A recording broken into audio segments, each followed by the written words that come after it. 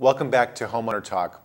Let's now hear about the big issues attorney Michael Shulman expects to see in the upcoming Nevada legislature. I've been fortunate enough to testify on every bill relating to homeowners associations since 1999. I serve on a legislative action committee for a trade organization, and therefore I've read the bills. I've been able to help write some of the bills, and in fact, as I said, I've testified before the Senate and before the Assembly on basically every bill that's come up in the last 10 years. The committee, the Legislative Action Committee of CAI, which is a trade organization involved in homeowners associations, basically follows every bill draft that might affect HOAs.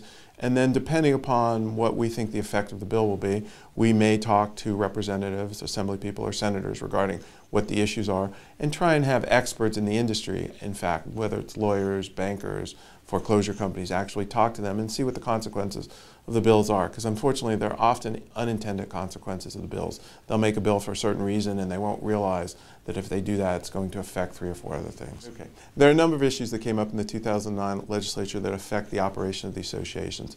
And again, I look at it like unfortunately, the legislature is trying to micromanage how associations operate. And you have to remember they're private corporations. They're not public entities, and they're not subject to the open meeting laws that public bodies are.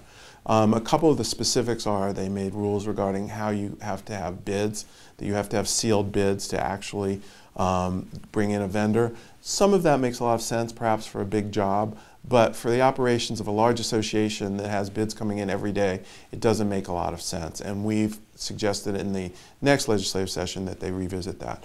There are other issues that are very important regarding enforcement of the association's governing documents versus tenants and invitees. And unfortunately, we had a statute, a bill that was passed, a section of a bill that was passed that specifically was because one particular legislator had one particular issue happen in his constituency. And the issue was that the pizza guy was speeding through the community, so they fined the owner of the unit. So we got a law that said you basically can't do that. Unfortunately, the way they wrote the law means if I'm having construction guys come in every day and they break the rules, I may not have any ability to enforce the CC&Rs against that particular owner. There were a lot of other issues relating to foreclosure, some of which were very good, that extended the ability of associations to collect on a foreclosure so the associations won't be out completely a lot of their money. I have a particular pet peeve about a law that was, I believe, passed for special interest related to rolling shutters that allows rolling shutters to be attached to common areas of associations, which I believe is unconstitutional. I hope that will be overturned in the 2011 legislature. Well, I see a few things happening in the 2011 legislature relating to HOAs. The first thing is I think, again, national elections are going to affect us drastically. Normally, there'll be a fall off in voting in a non-presidential year, but because of our Senate race in the state, I think we're going to have a huge turnout, and it will be interesting to see who's elected, which will determine what really happens. There are a number of assembly people, Democratic assembly people, that are very pro-association. It will be interesting to see if they get reelected. That will be the first step. Assuming that the makeup of the Assembly and the Senate stay the same, I think that there will be, and I know I've been working with the subcommittee for Senator, changes to clean up the bills that occur, the issues that really weren't thought out because they were passed so quickly in 2009, including the issues I just spoke about. I also think, unfortunately, there will be a continuing fallout from the bad actions of a few vendors in the HOA industry, including a construction law firm and a construction company, because unfortunately I think the indictments will come down in this alleged case, and I don't think it's alleged, right about the time the elections occur or right before the legislative session starts, and it will be easy for legislators to point at that and say HOAs are bad.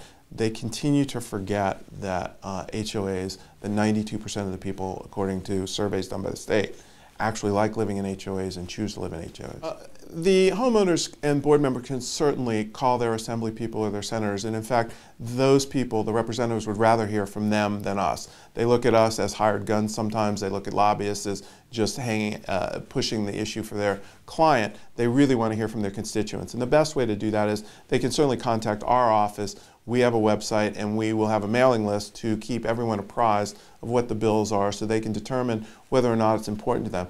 I would also encourage all of those people to show up at the hearings, and even if they can't go to Carson City and attend a hearing, they can do it in the Grant Sawyer building here. It's usually done by video conferencing, and if they want, they can actually testify. That's the great part of our public system. And as I said, the assembly people and the senators want to hear from them much more than they want to hear from us, again, who they look at as vendors in the industry who are benefiting from what the bills may or may not do. I'd like to thank Michael Schulman for sharing some good insights with his experience in the previous legislative sessions. We encourage our viewers to check out the resources section of the Homeowner Talk website to see links and learn more about how you can get involved in the legislative process.